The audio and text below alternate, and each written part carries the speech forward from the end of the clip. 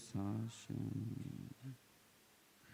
आपने आप में आपको वर लिया, चेतना को स्वयं मैं प्रकट कर लिया।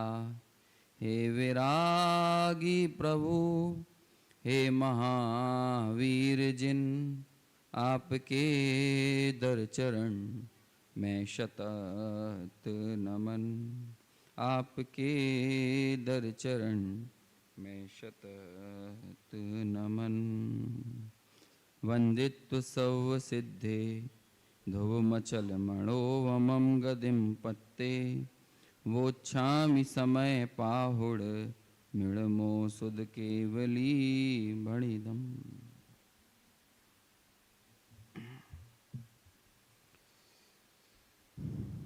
सिद्ध परमेष्टि विधान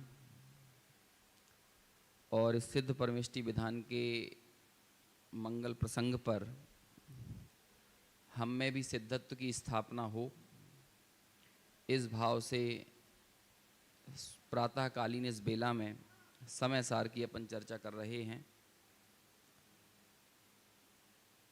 कलश क्रमांक 137 है, अधिकार निर्जरा है। हालांकि कई लोग मेरे को ये दबाव बनाते हैं कि सुबह का समय है और इस तरह के खास विशेष प्रसंग होते हैं तो कुछ सामान्य लोग भी रहते हैं, और ऐसा सिर्फ यहीं की बात नहीं है, ये तो सभी जगह बोला जाता है। तो उनको ध्यान में रखकर थोड़ी ऐसी बात की जाए जो सबको समझ में आए। तो कई बार मैं भी ये सोचता हूँ कि आखिर ऐसी बात होती कौन सी है जो सबको समझ में आए। सबको ये समझ में आता है कि भाई तुमको ये बीमारी हो तो ये योगा करो तो तुम सही हो जाओगे।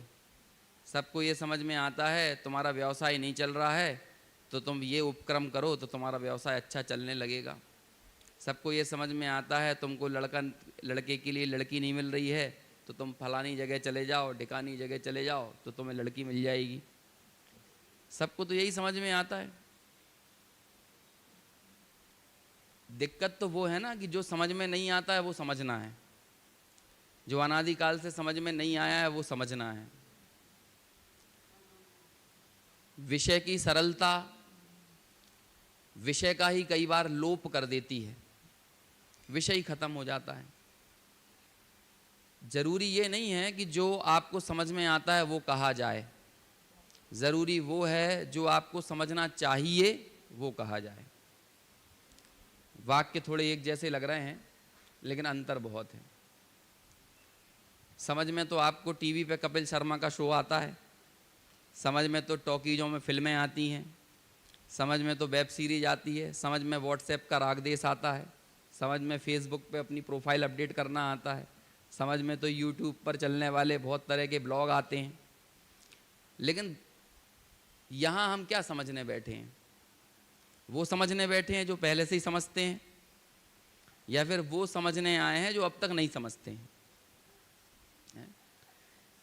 अनेक बार तो मुझको ऐसा लगता है कि जैसे मैं यहाँ एग्ज़ाम देने बैठा हूँ और सब लोगों के पास प्रश्नों के उत्तर पहले से ही हैं और बस लोग अपने आप में टिक करते जाते हैं, हाँ ये बात हमारे हिसाब की है, ये बात हमारे हिसाब की है, ये बात हमारे हिसाब की है। और आपके हिसाब की जो बात है वो गुड और जो आपके हिसाब की नहीं है वो बैड। समझ में आया? गुरुदेव श्री को चेन्नई में लेके गए और कहने लगे कहो इनसे क्या कहना है, तो इन्हें वो कहो जो समझ में आना चाहिए। तो गुरुदेव ने वो कहा जो वो समझते थे और सबको समझ में आना चाहिए। क्योंकि यहाँ बैठकर सबको समझ में आए इससे ज़्यादा ज़रूरी ये होता है जिस दायित्व को लेकर बैठा गया है वो काम किया जाए। और यहाँ पर तो जो प्रसंग है, जो ग्रंथ है, जो प्रकरण है और जिस बात पर जोर दिया गया है वो ही समझने का हमारा ध्येय है। अब इसके बाद यदि समझ में आए तो अच्छा है और नहीं आए तो होनहार का विचार करके संतोष आता है। वैसे भी जो आपको समझ में आता है वो ही समझ के चले जाओगे तो उसमें कोई नई बात नहीं है।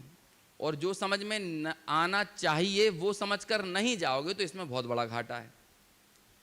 समझ में आया? तो इसलिए जो समझना चाहिए वो समझने के लिए हम यहाँ पर बैठे हैं। बहुत सारा रिपीटेशन हो गया शब्दों का, लेकिन अध्यात्म में दोहराव दोष नहीं माना जाता है।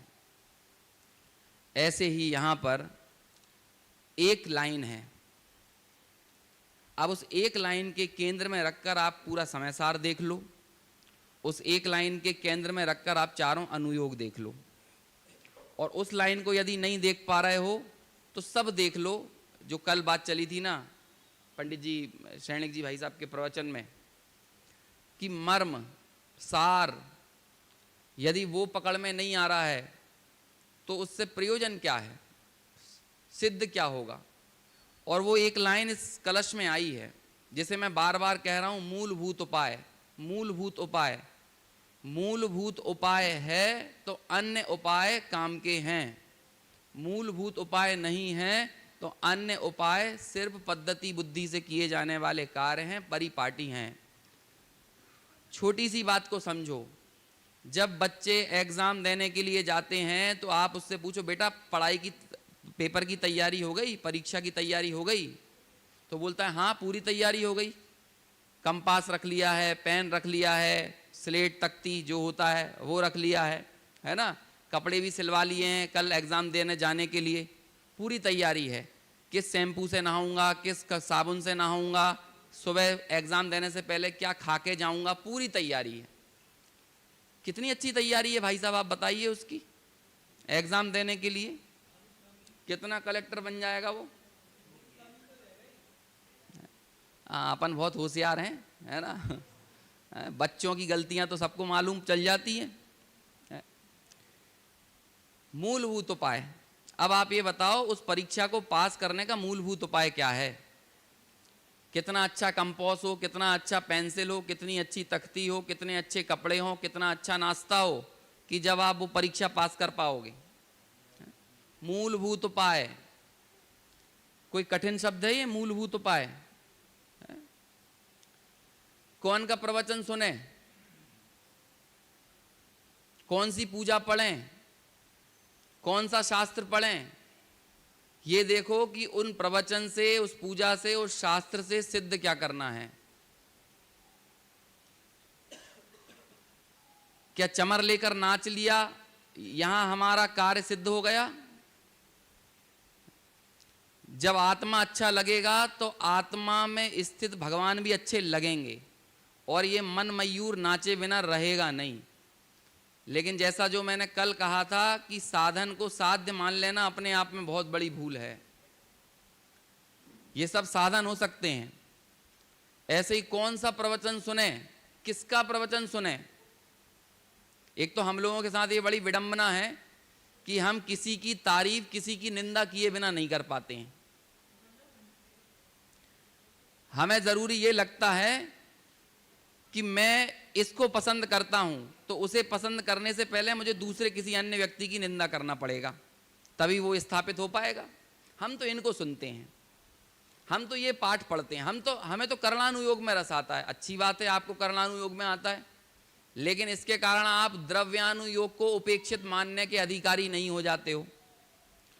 आपको द्रव्यानुयोग में आनंद आता है, बहुत अच्छी बात है, लेकिन इसके कारण आप करणानुयोग को क्या कहें, उपेक्षित करने के अधिकारी नहीं हो जाते हो। हर चीज अपने अपने प्रयोजन से सबके लिए रहती है, और यहां इन सर्व साधनों का प्रयोग राग द्वेष का शमन करने में और समता की वृद्धि करने में किया जाना चाहिए। लेकिन कमाल की बात यह होती है, हम यहां आकर भी एक नए सिरे का राग द्वेष खड़ा कर देते हैं। समझ में आया?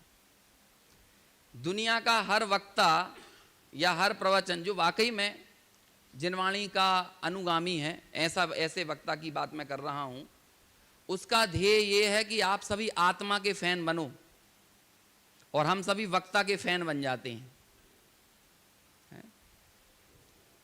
बनते कि नहीं? और जब आप उसके फैन बनते हो तो आप चार लोगों की लकीरें मिटाते हो, क्योंकि ये हमारा नेचर है। हम किसी की को घटाए बिना किसी एक को प्रशंसा कर ही नहीं पाते हैं, किसी की निंदा किए बिना प्रशंसा कर ही नहीं पाते हैं। हमारी तुलनाओं में एक कमतर और एक बृहत्तर, ऐसा होता ही है। तो फिर ये बताओ कि इन सारी चीजों का सारी चीजों को करने के बाद क्या हम अपने मूलभूत प्रयोजन तक पहुंच रहे हैं? जो व्यक्ति पूजा करता है वो किसको ज्यादा डाउन कर देगा? स्वाध्याय को। जो व्यक्ति स्वाध्याय करता हो वो एकदम किसको डाउन कर देगा? पूजा को। लेकिन सबकी अपनी अपनी अलग अलग विवक्षाएं हैं। और कमाल की बात यह है, पूजा की उपयोगिता भी तब है जब मूलभूत उपाय पर दृष्टि हो, और स्वाध्याय की उपयोगिता भी तब है जब मूलभूत उपाय पर दृष्टि हो। और मूलभूत उपाय पर दृष्टि ना हो तो फिर दोनों ही पद्धति हो गई, रसमदायगी हो गई, परिपाटी हो गई। और इस परिपाटी और पद्धति बुद्धि से हम बहुत सारी क्रियाएं करते चले जाते हैं और कर रहे हैं, और शायद जीवन की अंतिम श्वास तक ऐसे ही करते रहेंगे। वो यहां पर लिख रहे हैं, ये चौथी वाली पंक्ति को, इतना छोटी सी बात को समझने के लिए मैं ये सारा का सारा चर्चा का विस्तार दे रहा हूं। आत्मा अनात्मा अवगम विरहात संति सम्यक रिक्तः। संस्कृत सुनने की आदत नहीं हो तो फिर से हिंदी में भी बता देता हूं। आत्मा और अनात्मा के अवगम से रहित कौन है वो सभी? सम्यक्त रिक्ता। रिक्ता, मिथ्या दृष्टि ऐसा नहीं बोला, बल्कि क्या बोला? रिक्त हैं, रिक्त, खाली हैं। और ऐसा खालीपन लेकर हम कहां जाना चाहते हैं? और ये खालीपन सिर्फ ऐसा ही नहीं है, इसके ऊपर वाली लाइन में भर्त्सना की है सम्यक्त नहीं होने के कारण। और ऊपर कहा पापा, कि साक्षात पाप के पुंज हैं। बोलो, इससे भी बुरा कुछ कहा जा सकता है? पापी नहीं कहा, क्या कहा है? अरे साक्षात पाप यही है। पाप को देखना है, कहां देखना है? पाप कहां दिखता है? थोड़ा सा और इसके गहराई में उतरो इस पंक्ति के। कोई जैसे कि आचार्य समंत भद्र ने रत्नकंठ शाहुकाचार्य में लिखा, धर्म क्या है? अरे धर्म क्या होता है? धार्मिक के बिना कोई धर्म हो सकता है? धर्म की सत्ता हम बता सकते हैं कि बिना धार्मिक के कहीं धर्म है? ना धर्म धार्मिको बिना। आप बताओ, आजकल देश में एक बहुत चीजें चलती हैं, भारत माता के नाम पर भारतीयों के साथ हिंसा की जाती है। तो उसके अपोज में, उसका क्या कहते हैं, उसके प्रतिकार में एक नई अवधारणा चलती है। आप ये बताओ, भारतवासियों के बिना कोई भारत माता होती है? तो भारतीयों का बुरा करके, भारतीयों की हिंसा करके आप कौन से भारत माता के सच्चे सपूत कहलाओगे? ऐसे ही धार्मिकों का खात्मा करके, धार्मिकों की निंदा करके आप कौन से धर्म की प्रशंसा कर जाओगे? बताओ। क्षमा होना चाहिए, मार्दा वार्जव सत्य सौच संयम तप त्याग होना चाहिए। लेकिन मुझे ये बताओ, ये सब मिलेंगे कहां? क्षमा कहां मिले? हवा में मिलेगी क्षमा? मार्दा वार्जव सत्य सोच संयम कहां मिलेंगे? हवा में मिलेंगे। लेकिन कमाल की बात यह, धर्म की रत्नत्रय हवा में मिलेगा कहीं? सम्यक दर्शन, सम्यक ज्ञान, सम्यक चारित्र की हमने कहां मिलेगा? ये बताओ आप। मंगल कहां मिलेंगे? उत्तम कहां मिलेगा? शरण कहां मिलेगा? किसी व्यक्ति में ही मिलेगा ना। इसके अलावा कोई धर्म का की सत्ता आप बता सकते हो? धर्म का एग्जिस्टेंस बता सकते हो? अस्तित्व बता सकते हो धर्म का, कि धर्म यहां भी पाया जा सकता है, देखा जाए? बिना व्यक्ति के नहीं मिलेगा ना। अब ऐसे ही आप यहां आ जाओ, पाप कहां मिलेगा? बताओ। क्या हिंसा हवा में मिलेगी? झूठ, चोरी, कुशील, परिग्रह, लोग ऐसा कहते हैं ना कि मणिपुर में इस समय हिंसा का माहौल है, तो कहते हैं मणिपुर की हवा में हिंसा घुली हुई है। हवा में हिंसा है, हवा में झूठ है, हवा में चोरी है, हवा में कुशील है, हवा में परिग्रह है, हवा में क्रोध है, हवा में मान है, हवा में माया है, हवा में लोभ है। बताओ ये सब कहाँ है? ये सब कहाँ है? ये पाप कहाँ है? ये कषाय कहाँ है? ये विकार कहाँ है? इसकी सत्ता कहाँ मिलेगी? देखो, अभी ज्यादा द्रव्य दृष्टि पर मत चले जाना, नहीं तो वो यही समय सार एक जगह ये बोल के आता है कि वो निर्ममत्वहा, कि ये ममत्व का स्वामी कौन है? पुद्गल द्रव्य है ना। लेकिन अभी यहां देखो, अभी अपना दोष देखना, अभी अपना विकार देखना है, तो ये कहां मिलेगा? उस दोष की और उस विकार की भर्त्सना आचार्य कर रहे हैं। तो क्या कहा कि जो आत्मा और अनात्मा के अवगम से रहित है, ऐसा व्यक्ति आलम्बनताम समिति परताम, चाहे तो समितियों का पालन करे कि महाव्रतों का पालन करे। समझ में आया? कितने हाई लेवल का की डिग्री का वो है, ताड़ना है ये, समझो ताड़ना। लेकिन बड़े पंडित जी साहब बोलते थे ज्ञानियों की ताड़ना में भी करुणा होती है। कल भी बात चल रही थी इसकी। अज्ञानियों की प्रशंसा भी बुरा करेगी और ज्ञानियों की ताड़ना भी आपका भला करेगी। और ये सत्य महाव्रत के धारी छठे सातवें वे गुणस्थान में झूलने वाले मुनिराज जो हितमित प्रिय वचन बोलते हैं, वे हमसे ये कह रहे हैं कि वो व्यक्ति पाप है। अब आप ये कहोगे ना कि इनकी कहां गई भाषा समिति, इनका कहां गया सत्य महाव्रत? ये तो साक्षात पाप बोल रहे हैं। और किसे पाप बोल रहे हैं? जो आलम्बनताम समिति परताम, जो आलम्बन किए हुए है समिति का, है ना, महाव्रत आदि का। और जो ऊपर लिखा कि जो ज्ञान से भी ऐसा पुष्ट है कि अपने आप को कहता है कि मैं तो ज्ञानी हूं और मुझे कोई बंध नहीं होता है, ज्ञान में बंध का प्रवेश नहीं है। और ऐसा बोलकर जो उत्तान, जो खड़ा हो गया है और पुलक वदना, अपनी छाती फुलाए हुए है, तो हमें तो इस व्यक्ति में ज्ञान मार्ग भी दिख रहा है और क्रिया मार्ग भी दिख रहा है। और हमने तो सूत्र पढ़ा है ज्ञान क्रियाभ्याम मोक्षः। तो ये व्यक्ति तो वास्तव में मोक्ष का अधिकारी है, तो इसे मोक्ष क्यों नहीं हो रहा है? और क्या चाहिए? आप क्या जान लोगे क्या? हम लोग ये बात बहुत बोलते हैं, भैया उनमें सभी चीज है, उनकी क्रिया भी बहुत अच्छी है और उनका स्वाध्याय भी बहुत बढ़िया है, लगता है हमें।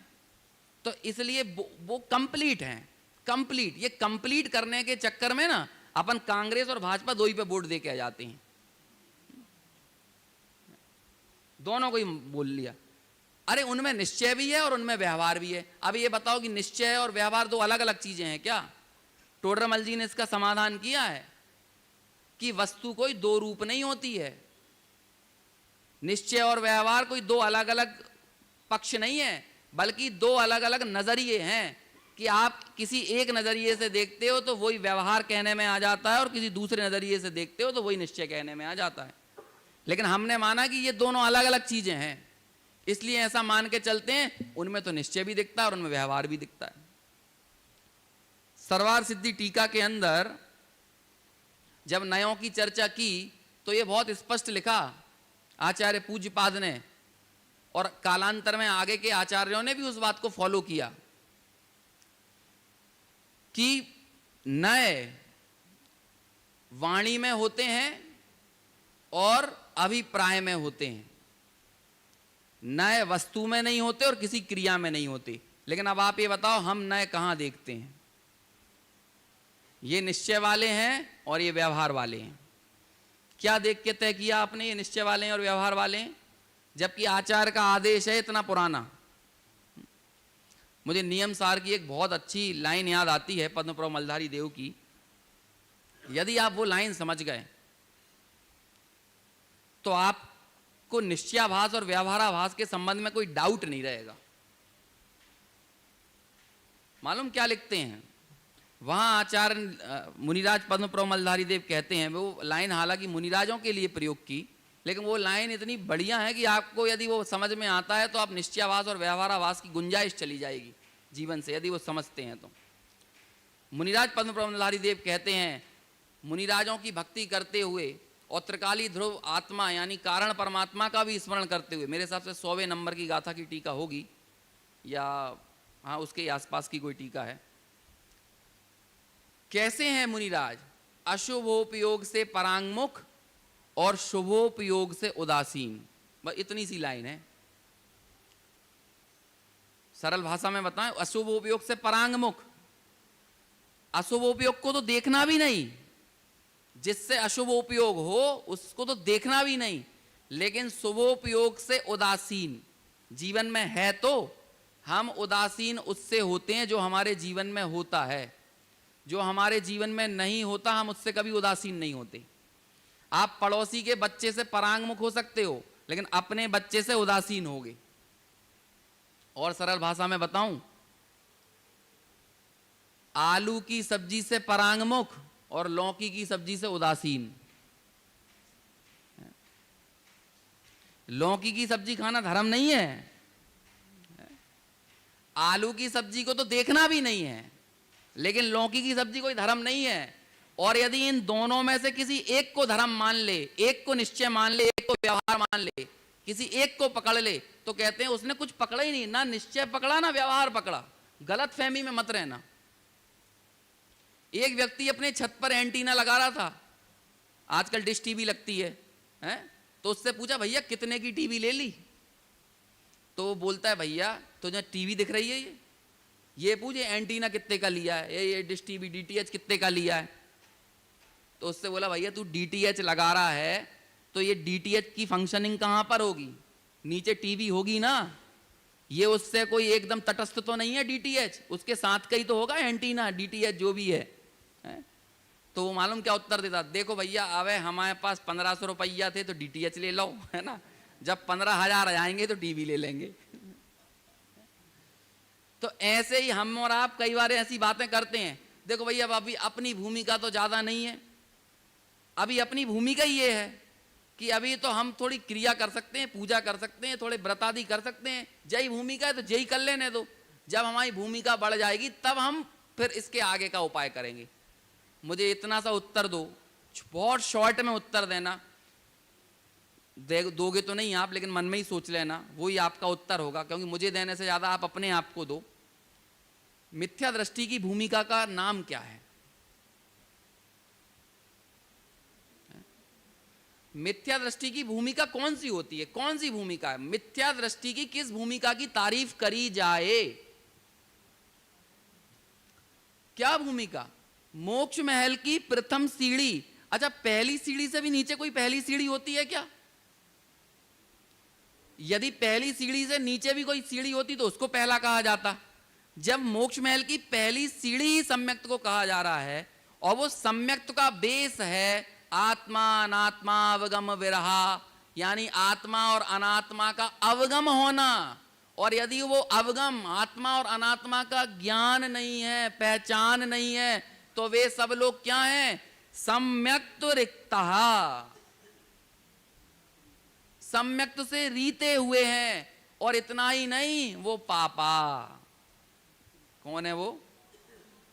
पाप हैं, पाप, पाप के पिंड हैं, पाप के पुंज हैं। अरे आचार्य देव बस तो करो, इतना बुरा तो मत बोलो। लेकिन क्या करें, हम ये सब कहते नहीं है, कहने के बाद नहीं छोड़ते हो। यदि नहीं कहेंगे तब तो और कैसे छोड़ोगे बताओ? कल भाई साहब वो कहानी सुना रहे थे ना श्रेणिक राजकुमार की, श्रेणिक जी के द्वारा श्रेणिक राजकुमार की कथा के प्रसंग आ रहे थे। तो उसमें एक प्रश्न ये भी पूछता है वो कि ये जो अर्थी है, ये जो आदमी मर गया है, ये अभी मरा है कि ये पहले से मरा हुआ है? कल तो वो जूतों वाले और एक दो प्रसंग आए, ऐसे और भी प्रसंग हैं उसमें, है ना, कि जूता बारिश में वो नदी के नीचे पहन लेता है और गांव के बारे में पूछता है कि ये उजड़ा हुआ है कि बसा हुआ है। और ऐसे ही एक प्रश्न और पूछा जाता है वहां पे। कौन सा प्रश्न? ये मरा हुआ अभी मरा है कि पहले से मरा है? ये पहले से मरा क्या होता है? या तो मरेगा तो अभी मरेगा ना। आचार्य कुंद कुंद के पास जाओ, वो बताएंगे ये पहले से मरा हुआ कौन होता है। जीव विमुक्को सबओ, दंसण विमुक्को विचल सबओ। जैसे जीवन से रहित मुर्दा हैं, ऐसे ही दर्शन, सम्यक दर्शन से रहित भी सब क्या हैं? चलते फिरते मुर्दा हैं। अब बोलो, हम जिससे अपने आप को जीवित और जिंदा मान रहे हैं ना, आचार्य जिंदा नहीं मानते, जिंदा मानने को तैयार नहीं है हमें।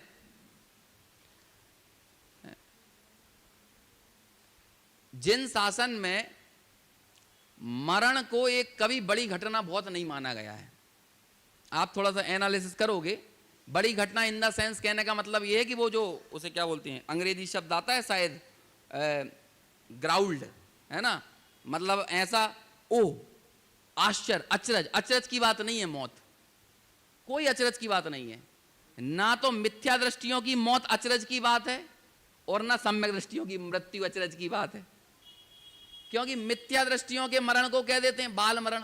क्या करें भाई, बच्चा ही पैदा हुआ था और बच्चा ही चला गया, तो वहां भी कोई आश्चर्य व्यक्त नहीं किया।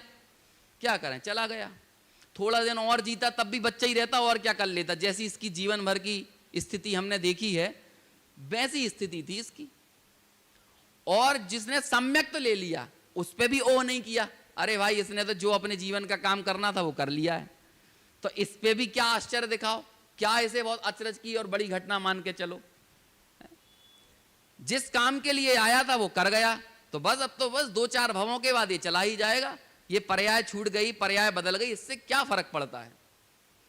और कोई ऐसी दुर्लभता के बीच इस मनुष्य पर्याय में आकर भी, जो कल हमने 3 बिंदु देखे थे ना, कि तत्व विचार की शक्ति इसको मिल गई, इसको मंद कषाय भी हो गई। क्योंकि हम बिना मंद कषाय के इतनी देर 10 बजे तक ऐसे बैठते नहीं, सुबह 7 बजे से, और अभी संभावना है कि आप 2 घंटा और बैठोगे। जब आप ये 5 घंटे मंदिर के अंदर में बैठ रहे हो, सुबह के सारे काम छोड़कर, यथा योग्य मंद कषाय तो है आपकी। तो ये संपत्ति है, ये पूंजी है, और ये बड़ी दुर्लभता से हासिल हुई है। अब ये पूंजी, जिसे मैंने कल ये बात बारंबार रिपीट करी, कि यदि इसका सदुपयोग ना हो तो क्या आप ये लिख कर दे सकते हो कि ऐसी तत्व विचार की शक्ति और ऐसी मंद कषाय मुझको अब इस भाव में वापस मिल जाएगी। तो उसे साधन तो मिले थे। और देखो, प्रकृति का ये विधान है, जब आप संसाधनों का उपयोग नहीं करते हो तो वो संसाधन आपको क्यों मिले। आपको कोई संसाधन मिले और आपने उन संसाधनों का उपयोग नहीं किया, जो भी रिसोर्सेज हैं, आपको उनकी कद्र नहीं आई, तो ऐसे व्यक्ति को वो संसाधन क्यों मिलना चाहिए, इतना बताइए, क्यों दिए जाएं आखिर। आपको देवगुरु शास्त्र मिले, ये भी एक संसाधन ही है। संसाधन मतलब जिससे हम हमारे मूलभूत कार्य को सिद्ध कर सकें। अब हमें वो मिल गए और हमने उनका उपयोग नहीं किया, बताओ प्रकृति आप पे दोबारा क्यों ऐसा भला करेगी, क्यों आपको दोबारा वो चीज मिले। आपको मनुष्य पर्याय मिली, आपको मंद कषाय मिली, संगी पंचेंद्रिय पना मिला, उत्तम कुल मिला, उत्तम देश मिला, ठीक ठाक बुद्धि मिली, ये सब चीजें मिली जिसमें मैं अपने मूलभूत कार्य को सिद्ध कर सकूं। यदि वो काम हमने सिद्ध नहीं किया तो बताओ प्रकृति क्यों आपको देगी। अंग्रेजी में एक लाइन चलती है, don't take it granted. Hindi में बोलते हैं इसको, इन सबको खैरात में मिला हुआ मत समझो। लेकिन जो चीज हमको हासिल हो जाती है ना, हम उसे ऐसा ही मानते हैं कि ये सब खैरात में मिला हुआ है। नहीं मिला है। आज के संसाधनों के लिए कई पुण्य परमाणुओं को अपना स्वाहा करना पड़ा है, तब जाकर हमें ये सब मिला है। अब समझदारी इसमें है कि जिसके बल पर, जिस भावना के बल पर हम इन संसाधनों के बीच में आए हैं, वो भावना फलवती होना चाहिए। यदि वो भावना फलवती नहीं हुई तो आपको ये दोबारा संसाधन आखिर क्यों मिल जाएं, इतना बताओ। कितने और विधान करना है, कोई पॉइंट चुना है हमने अपना, कितने और 10 लक्षण मनाना है, कोई पॉइंट चुना है, कितने और प्रवचन सुनना है, कोई पॉइंट चुना है। पॉइंट अपना चुन लो, पॉइंट 1 साल और सुनूंगा, 2 साल और यही करूंगा धूम धड़ाका। कोई पॉइंट तो चुना है, चुनते ही नहीं है। हम लोग एक ऐसे, क्रिकेट में होती है ना, पिच होती है क्रिकेट की, हम लोग ऐसी पिच पर बॉलिंग कर रहे हैं जहां पर स्टंप नहीं लगे हुए हैं। बोलो ऐसी पिच पे बॉलिंग करने से कितना हल मिलेगा। फुटबॉल खेलते हैं ना तो दोनों साइड गोल कोर्ट रहता है गोल करने का। हम ऐसे मैदान पर फुटबॉल खेल रहे हैं जहां पर कोई गोल कोर्ट नहीं है। ऐसा है कोई गोल कोर्ट, ऐसा है कोई अंतिम लक्ष्य कोई निर्धारित किया हो कि हाँ हमें यहां जाना है, जिसकी कोई सीमा है, जहां पॉइंट है। जैसे आपको पैसे कमाना है, आपने कोई पॉइंट चुना है कि इस पॉइंट पर आकर मैं रुक जाऊंगा। अपने उम्र का कोई पड़ाव ऐसा चुना है कि इस उम्र के पड़ाव पर आकर मैं रुक जाऊंगा, यहां बस इससे ज्यादा अब परिग्रह नहीं चाहिए। परिग्रह परिमाण व्रत क्या होता है? सम्यक दृष्टि ने एक बिंदु चुन लिया, एक तय कर लिया है कि बस यहां इतना, इससे ज्यादा नहीं, और बाद में जितना है उसको भी और घटाते चला जाता है। ऐसी हमारी प्रवृत्ति जो बाह्य पदार्थों में, बाह्य विषयों में, आत्मा के इतर जहां कहीं भी पड़ी हुई है, क्या उसका हमने ऐसा कोई एंड पॉइंट, एंड लास्ट बिंदु चुना है? और नहीं चुना है तो आखिर कब चुनेंगे?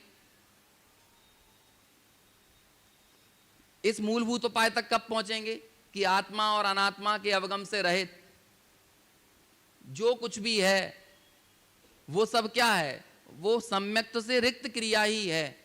अब हमको धर्म के समझने में इस बात की और कितनी क्रिस्टल क्लियरिटी चाहिए, कितनी सफाई चाहिए कि धर्म वास्तव में क्या है। धर्म क्या है? इतना छोटी सी बात, क्या है धर्म? रत्नकंठ साहुकाचार्य में जो दूसरे नंबर का श्लोक है ना, उसके बाद सदा सुखदास जी ने लिखा, पहले तो उन सारी चीजों का निषेध किया कि ये धर्म नहीं है, लेकिन क्या करें भाई, अपनी पढ़ने की आदत हो ना, तब तो पता हो कि क्या लिखा है।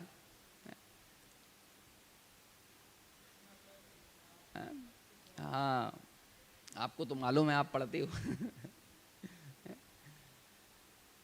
क्या है भाई, मूलभूत चीज क्या है, वस्तु का स्वभाव, और ये सब चीजें हमने इन्हें नाम दे दिए हैं। रत्नत्रय धर्म है, उत्तम क्षमादि भाव धर्म है। धर्म क्या है? अरे धर्म बस इतना है, मैं कौन हूं इस बात को जान लो। सत्य क्या है ये जान लो। सत्य तो वैसे पूरा विश्व है, लेकिन मेरा सत्य क्या है, मेरी सत्ता क्या है? उस महासत्ता से इस आवांतर सत्ता तक आना है, उस सादृश्य अस्तित्व से स्वरूप अस्तित्व तक आना है, और ये स्वरूप अस्तित्व रूप अपनी सत्ता का निर्णय कर लेना, जान लेना। क्योंकि बाकी सर्व सत्ताओं को जाना जाए और अपनी सत्ता को भुला दिया जाए, वो धर्म कभी हो नहीं सकता है। और यदि कोई ऐसा कर रहा है तो कहते हैं कि वो जितने भी पाप के फोड़े फुंसी दिख रहे हैं ना, वो मूलभूत इस उपाय के ना करने के कारण दिख रहे हैं। और हम पाप के फोड़े फुंसियों को दबाने की कोशिश करते हैं, कषायों के फोड़े फुंसियों को दबाने की कोशिश करते हैं, लेकिन मूल जो रक्त का विकार है उसके सुधार का कहीं कोई उपाय दिखता नहीं।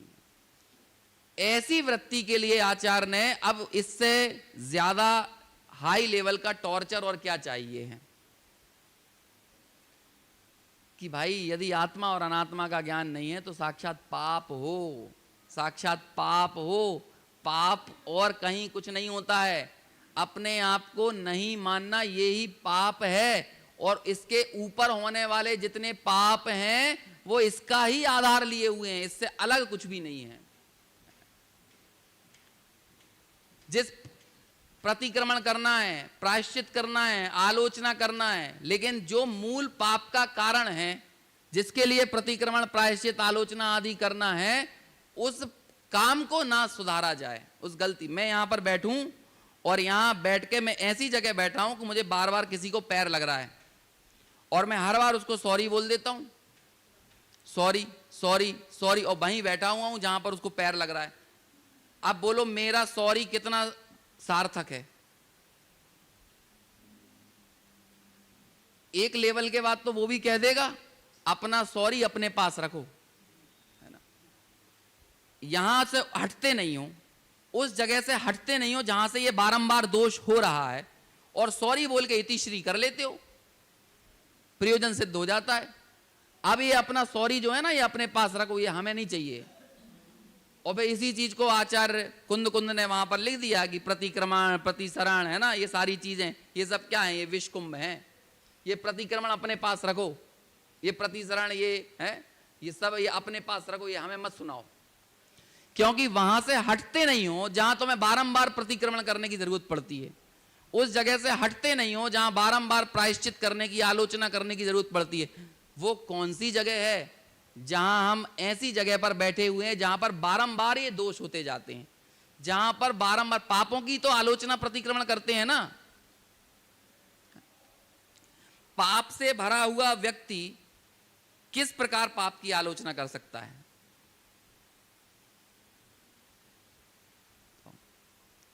जब खुद ही साक्षात पाप हो, है?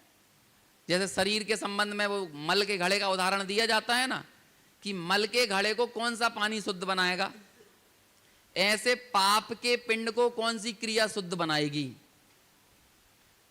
कौन सी क्रिया शुद्ध बनाएगी? कौन सा प्रतिक्रमण, कौन सा प्रायश्चित, कौन सा आलोचना से वो शुद्ध हो जाएगा? आंसर दो, छोटी सी बात है। आचार्य कह रहे हैं कि आत्मा और अनात्मा के अवगम से रहित तो साक्षात पाप है, पाप का पिंड है, पापा है।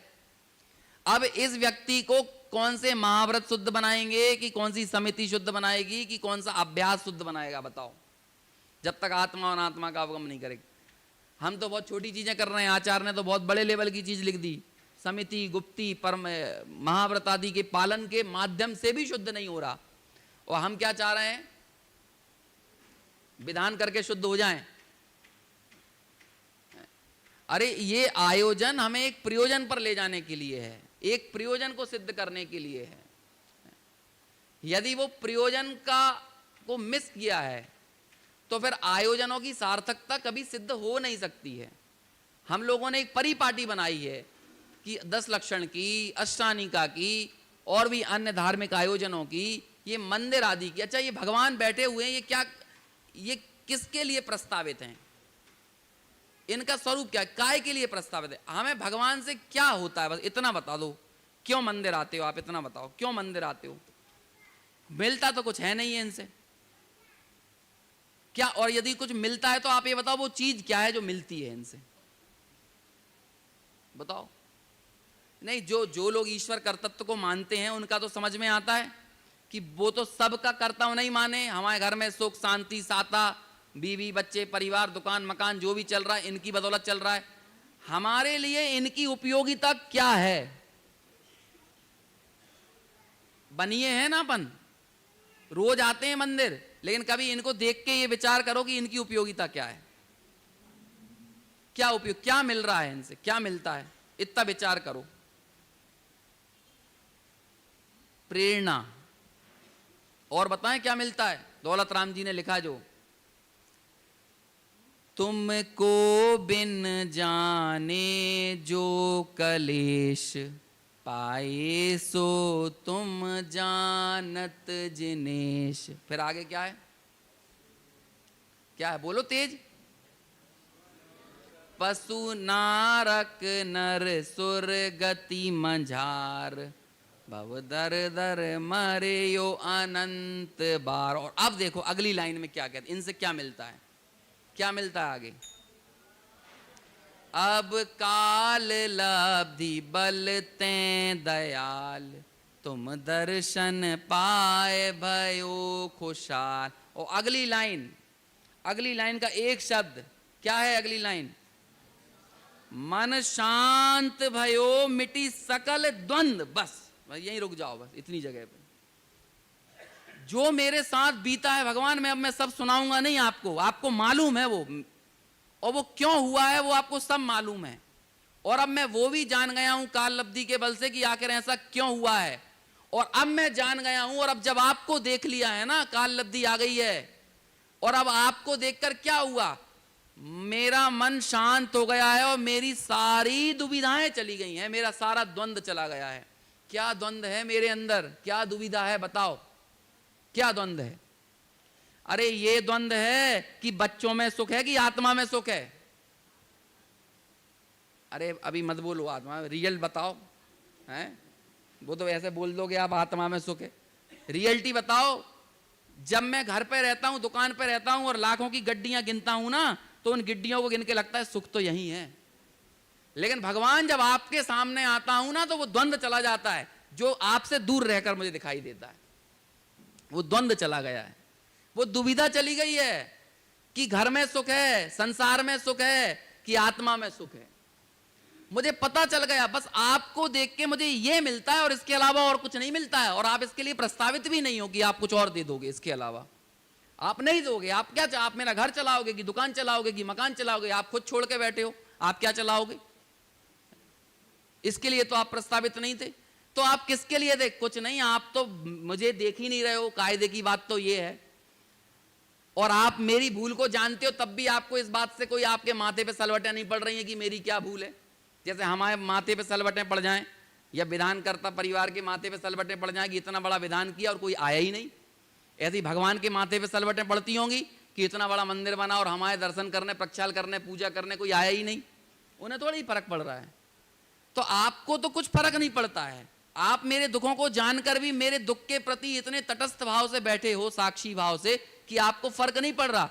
लेकिन मुझ में फर्क पड़ गया आपको देखकर। और क्या फर्क पड़ा? मेरा द्वंद्व चला गया है। द्वंद्व चला गया है कि आत्मा के अवबोध में, आत्मा के ज्ञान में, आत्मा की भावना में सुख है कि पुण्य में सुख है, कि भोगों में सुख है कि विषयों में सुख है, कि शरीर में, कि संसार में, कि स्वर्ग में, कि और अन्यत्र अन्यत्र जहां जहां जहां मैंने सुख की कल्पनाएं की हैं वहां सुख है। वो सारे डाउट चले जाते हैं। जब आपसे दूर होता हूं तो वो सारी दुविधाएं खड़ी हो जाती हैं। लेकिन बताओ, वो दुविधाओं को खत्म करने का अंतिम बिंदु कोई है? कोई लास्ट पॉइंट है जिसके लिए हम यहां पर आए हैं? भगवान को जिसके लिए देखा है, माना है, पूजा है, जाना है, ये आयोजन रचा है, किस लिए रचा है? यदि वो दुविधा दूर नहीं हो रही है और आत्मा अनात्मा का अवगम नहीं है, तो वो सब लोग क्या हैं? संति सम्यक तो रिक्तः। और वे सब लोग क्या हैं? पापा। समझ में आया? साक्षात पाप है। ऐसे इस मूलभूत उपाय के प्रति बहुत सजग, बहुत सचेत होने की जरूरत है। मुझे नहीं मालूम कि हमें क्या समझ में आता है और हम क्या समझना चाहते हैं, लेकिन सच्चाई तो यह है कि जिस प्रकार से जब चाहे तब, कब भी, आप जब भी समझने के मार्ग पर आगे आओगे, समझना तो यही पड़ेगा। आप 4 दिन के लिए इस आयोजन में जुड़ गए, अगले 40 दिन के लिए यहां से हट गए, ये कोई उपाय नहीं है। 10 लक्षण में 2 तरह के लोग आते हैं, एक भाग्यशाली और एक भागशाली, है ना। जो 10 दिन में ऐसा भाग्य जगाते हैं कि जीवन भर के लिए स्वाध्याय से, देव गुरु शास्त्र से जुड़ जाते हैं, तो वो तो भाग्यशाली हैं। और जो 10 दिन आने के बाद 11वें दिन भाग ही जाते हैं, वे सब भाग्यशाली हैं। ऐसे ही हम विधान में भी यहाँ 2 तरह के लोग बैठे हुए हैं, भाग्यशाली और भागशाली। ये धर्म कोई 5 दिन का, 8 दिन का, 10 दिन का नहीं होता है। और आप सोचो कि 8 दिन 10 दिन के बाद यहां से भाग जाओ और रिटर्न पूरा पूरा मिल जाए। जितना इन्वेस्टमेंट होगा रिटर्न उतना ही आएगा, और जिस लेवल का इन्वेस्टमेंट होगा उतना ही रिटर्न आएगा। जब यहां पुण्य की भावना से इन्वेस्ट करोगे तो थोड़ा बहुत पुण्य लेके निकल लोगे। जब किसी लोक लाजवत प्रतिष्ठा वश, लाज भय गारव वश बैठोगे, तो ऐसा ही उससे रिलेटेड रिटर्न लेके वापस चले जाओगे। और जब यहाँ पर आत्म भावना के साथ, सत असत के निर्णय करने की भावना के साथ, जब यहाँ पर आत्मा और अनात्मा के अवगम की भावना के साथ यदि यहाँ पर रहा जाए, बैठा जाए, ठहरा जाए, समझा जाए और ऐसी भावना को प्रबल किया जाए, तभी वास्तव में जो हमारे सच्चे भाग्य की, या फिर कहें कि ये सारे आयोजनों की यथार्थ प्रयोजनता वो सिद्ध होती है। और ऐसे प्रयोजन को सिद्ध करने की तरफ बहुत सजगता के साथ हम आगे बढ़ें। और जिस चीज़ की यहाँ पर भर्त्सना, जिस चीज़ की आलोचना, जिसकी उलाहना आचार्य अमृतचंद्र कर रहे हैं, ऐसा दोष, ऐसा पाप हमारे जीवन में यदि हो तो उस पाप से निवृत्त होने का उपाय करें। और ऐसा वो मूलभूत उपाय बस एक ही है कि आत्मा और अनात्मा का अवगम हम सभी को हो। आखिर में इस श्लोक को एक बार और दोहरा देता हूँ और फिर अपनी चर्चा को यहीं विराम देते हैं। और ध्यान पूर्वक सुनना, सुनोगे, अभी 2 दिन की चर्चा से आपने रिलेट किया होगा तो आपको पूरा का पूरा श्लोक हूबहू समझ में आएगा।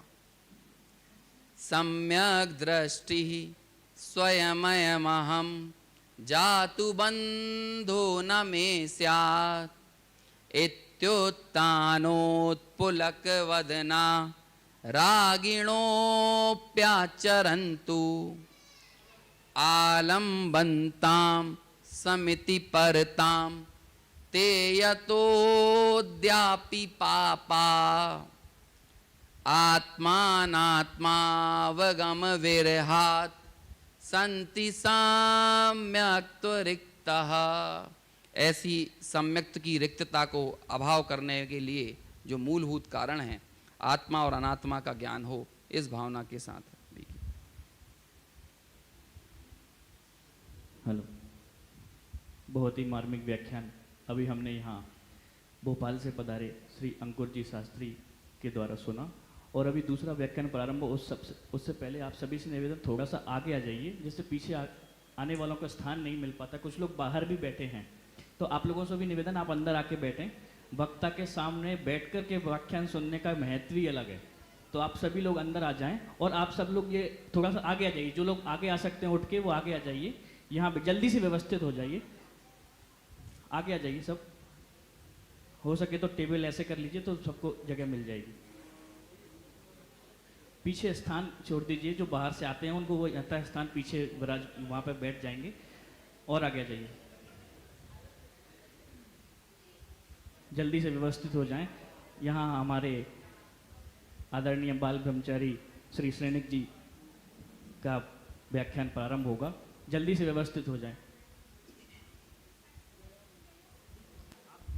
आप सब लोग भी थोड़ा सा स्थान दे दें बाहर से आने वालों को, ताकि वो बैठ सकें।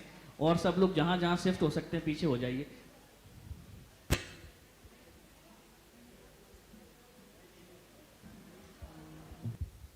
आ जाइए और आगे आ जाइए, और आगे आ जाओ। ऐसे कर लो, टेबल को तो सही रहेगा। ऐसे में खड़े में कर लें तो हाँ ठीक है, तो आगे आ जाओ, ऐसे हो जाओ। जो लोग उठ के आगे आ सकते हैं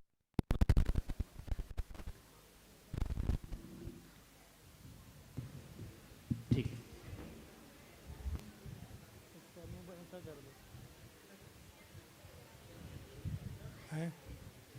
कर दो, करना हो कर दो। आपको सूचना अभी तो नहीं करनी, प्रवचन करो, प्रवचन नहीं करना करना।